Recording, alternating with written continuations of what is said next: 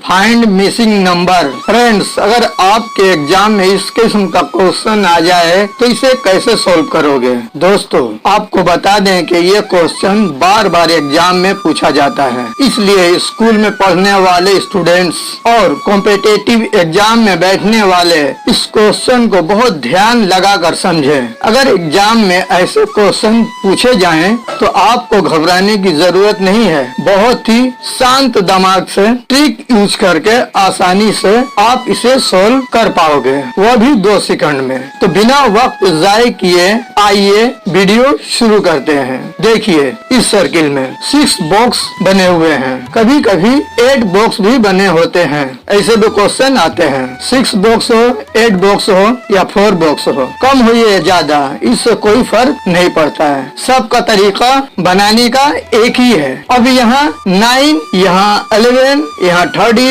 यहाँ 90, यहाँ 132 और यहाँ पर दिया हुआ है क्वेश्चन मार्क। यानी हमें मालूम करना है कि इस क्वेश्चन मार्क की जगह पर इस दिए हुए ऑप्शन में से कौन सा नंबर होगा। ठीक है, ये तो है क्वेश्चन। फ्रेंड्स, कभी भी आपके सामने ऐसे क्वेश्चन आए तो आमने सामने के नंबरों को देखेंगे। देखिए, यहाँ पर 9 है और इस 9 के सामने 90 है। ये 9 और 9 के सामने कितना है तो 90 है। यहाँ 11 है और 11 के सामने कितना है तो 132 है। यहाँ पर 13 है और 13 के सामने क्वेश्चन मार्क दिया हुआ है। मतलब इस जगह कौन सा नंबर होगा हमें मालूम करना है। फ्रेंड्स देखो, 9 के सामने 90 है तो हम 9 को क्या करेंगे कि 90 आ जाए। ठीक है, अगर हम इस 9 को स्क्वायर कर देते हैं तो कितना हो जाएगा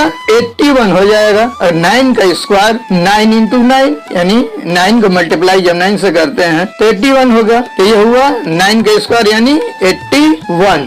9 9 जा 81 और इस 81 में 9 ऐड कर देंगे इसी 9 को तो कितना होगा 90 होगा। ये मालूम हो गया 90 कैसे आया है। हम इस 9 के स्क्वायर किए हैं तो 81 हुआ और इस 9 को ऐड कर दिए हैं तो हो गया 90। ये मालूम हो गया। ठीक है, अब देखो 11 के सामने कितना नंबर है तो 132 है। अगर हम इस 11 पर स्क्वायर कर दें तो कितना हो जाएगा ये 121 होगा और इस 121 में हम इसी 11 को ऐड कर दें तो कितना होगा तो 132 होगा। ठीक है, ये समझ में आ गया। मतलब ये है कि इस क्वेश्चन मार्क में आमने सामने वाले नंबरों में जो नंबर छोटा है उस पर स्क्वायर करके उसी नंबर को ऐड करके सामने लिख दिया गया है ये नंबर सामने वाला। ठीक है, यहाँ तक समझ में आ गया। अब देखो, यहाँ 13 है और इस 13 के सामने है क्वेश्चन मार्क। यानी हमको मालूम करना है क्वेश्चन मार्क की जगह पर कौन सा नंबर होगा। ठीक है,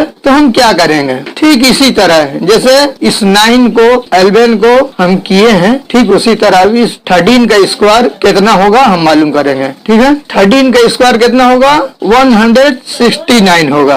अब इस 169 में इसी 13 को जोड़ देंगे यानी ऐड कर देंगे। देखिए इस दिए हुए ऑप्शन में यह है 180 तो कितना हुआ पहले इसको हम समझ ले। 13 पे स्क्वायर किए 169 हुआ और इसमें 13 ऐड कर दिए तो हो गया 182 है ना। ठीक है, अब यहाँ पर देखिए इस दिए हुए ऑप्शन में यहाँ है 82, इसलिए ऑप्शन डी हमारा राइट आंसर हुआ। यानी इस क्वेश्चन मार्क की जगह पर होगा 182। ठीक है फ्रेंड्स, समझ में आ गया। इस 13 को स्क्वायर किए जितना नंबर आया यानी 169 आया उसमें 13 ऐड कर दिए। ऐड करने के बाद जो नंबर आया 182। ये 82 यहाँ ऑप्शन में दिया हुआ है। हाँ तो दोस्तों, इसलिए ये ऑप्शन डी हमारा राइट आंसर हो गया। उम्मीद करता हूँ फ्रेंड्स ये क्वेश्चन आपको अच्छी तरह समझ आ गया होगा। फिर भी अगर किसी किस्म का डाउट रह गया हो तो हमें कमेंट बॉक्स में लिखें। फिर मिलते हैं